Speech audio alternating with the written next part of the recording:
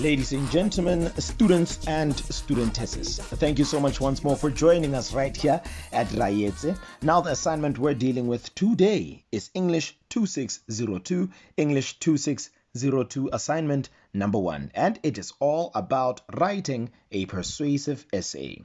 And it is proudly presented to you and, of course, researched by Tshireletso Gaolaolwe. Thank you so much once more for joining us. We are calling out for tutors. If you know anybody that would like to help us out here, because we are giving out these services for free at the moment, please let them know and they can contact us at our website. Otherwise, let's hear how you're going to use persuasive writing in the future. Bona, get your learn on. Hi guys, Tshireletso here, giving you a couple of guidelines on how to tackle assignment 1 of English 2602. So in this assignment, what is basically expected of you is to draft an essay that is between 3 to 4 pages and approximately 1,200 words. So what's written on page 18 that is expected of you is to ensure that your essay has to identify the following: the type of text, the purpose of the text, to identify the target audience, and to comment on the linguistic devices used. To not only identify them, but to explain how they've been used and how is that effective. So the main text that you will be looking at is on page 18. Surely there are better ways to deal with school violence. That's the headline. And it's from Mail and Guardian, which is a newspaper. So before tackling the essay on page 18, you will go to your study guide. On your study guide, you'll go to the unit that speaks of persuasive text, because what is expected of you in this essay is to write a persuasive essay. So before writing about it, you have to know what it is. So you'll go to unit 3 of your study guide, and in your study guide, you have to go through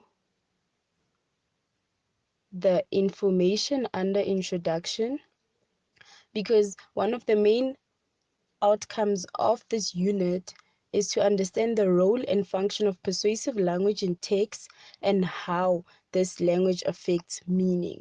So you cannot tackle this essay without having this particular information.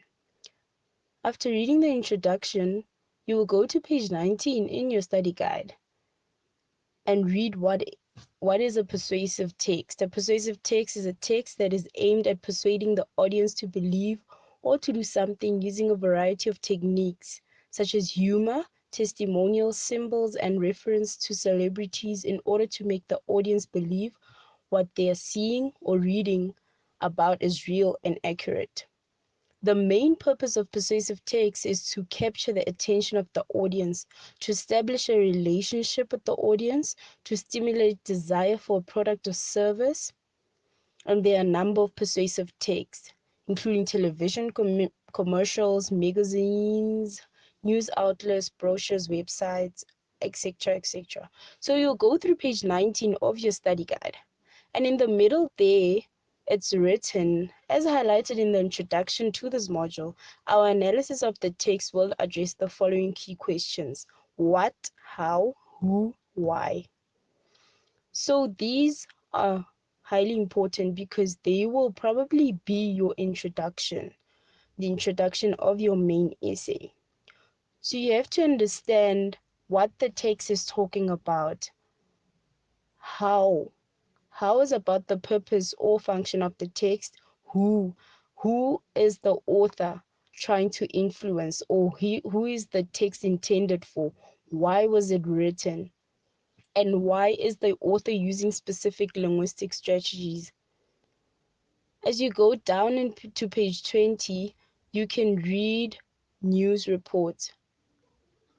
You can read under news reports because it says there at the bottom, depending on the newspaper, the coverage may be based towards certain topics, nation politics, individual sources of information. So in this instance, you have to remember that you're using a newspaper outlet that gives out facts. And in this instance, you will then have to go through the article that's given to you on page 18, where the assignment is, where it gives out the specific article. You have to now write what is the text about, who it's for, why it's written. Reframing from giving a descriptive essay. So what you have to remember is on page 19, it's written there, assignment guidance, reading for pre-writing.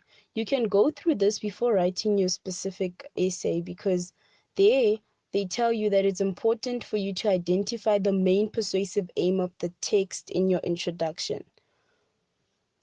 And in the body of your essay, you'll have to discuss how this aim was achieved.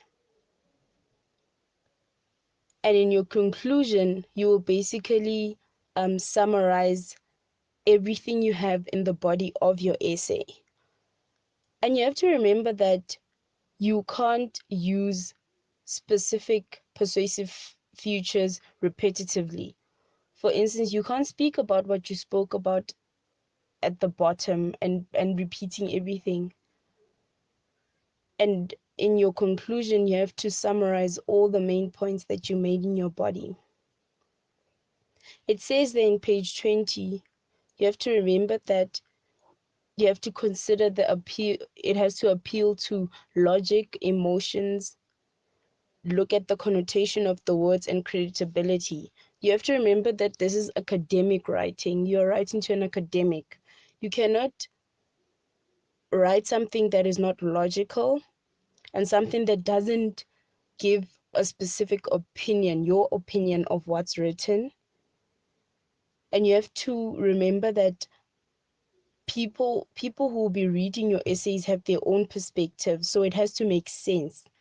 And how you carry out your opinion has to you have to come out as a credible source of information, because you are commenting on something that was published in in a credible magazine. Mail and Guardian is a trusted source.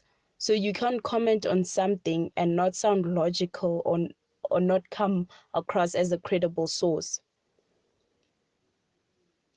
There is a specific Word PDF document that I provided, and at the top it says English 2602 Assignment 1 Essay Guidelines. So this is basically a template that you can look at and use. You can use your own headline, or you can use your own format, but this is basically just a guideline of how an essay is supposed to look like. For instance, your introduction, and it has 150 words, paragraph 1, 2, 3, 4, 5, and then a conclusion. And you have to remember that you are given a specific number of words, so it's easier for you to do a paragraph and then give yourself a specific number of words that you need to target. For instance, if you have 150 and 180 for the 5 paragraphs, and then your conclusion 150, that totals the exact amount of 1,200, which is the approximate amount you were given. So in terms of your introduction, you will refer to what we said earlier: what, who, purpose, how the audience is influenced, and elaborate. You will see that there is elaborate in each of the paragraph. So you will identify a persuasive feature that was used in the article, and then elaborate on that. Describe how it is, and what persuasive technique was used to carry that out. What emotions did the author use in order to persuade the person reading the specific article. So you will have to illustrate in each paragraph a specific each specific feature, and then elaborate on it and give information on it. And then be careful not to be repetitive or be too descriptive in each paragraph.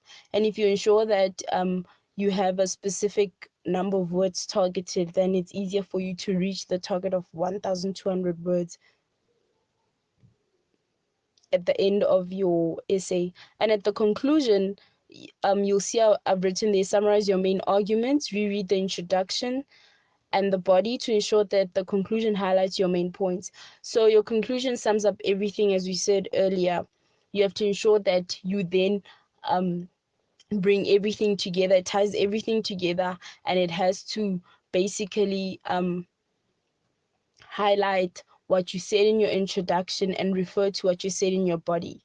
And at the bottom there, it's just some guidelines as well. The identified persuasive future should be specific to the article. So when you elaborate about a specific persuasive future, make sure that it is specific to something that you've written, that is written in the article. You cannot use a persuasive future that you just came up with, but it has to refer to something that's in the article. Think about what the author aims to achieve with every statement and what the audience is intended to feel and think. For instance, if there's a rhetorical question in the article, then you have to elaborate as to the author is using a rhetorical question, and this is supposed to, for instance, make the audience feel a specific type of way, and you have to describe that and ensure that you carry that out and ensure that it's in argumentative manner. For instance, I wrote there, you may use quote, but you do not overuse them. Be careful not to be too descriptive and repetitive. Remain argumentative throughout the essay. Remember that in the main essay question, it is written there that it has to be argumentative.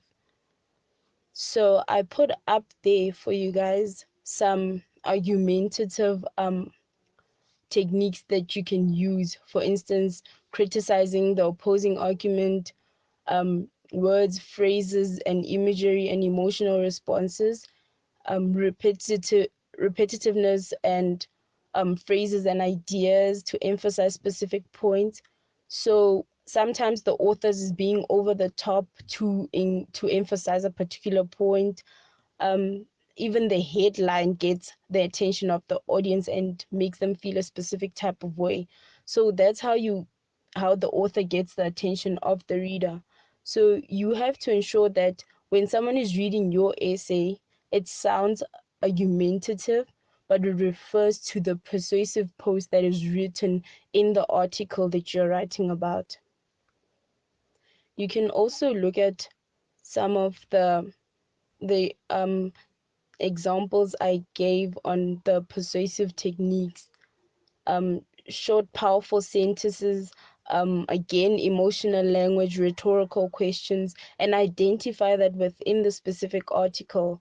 And if you go through the article, you will, however, not find everything that's referred to as persuasive techniques, but sometimes it's just information given out there. So then you can just refer that in your essay as being information provided. But in this case, you will then say that the author is just providing additional information that targets the audience to know what he's talking about. And then that basically sums up your essay. Ensure that you use everything that is written in your study guide and you remain argumentative and not too descriptive.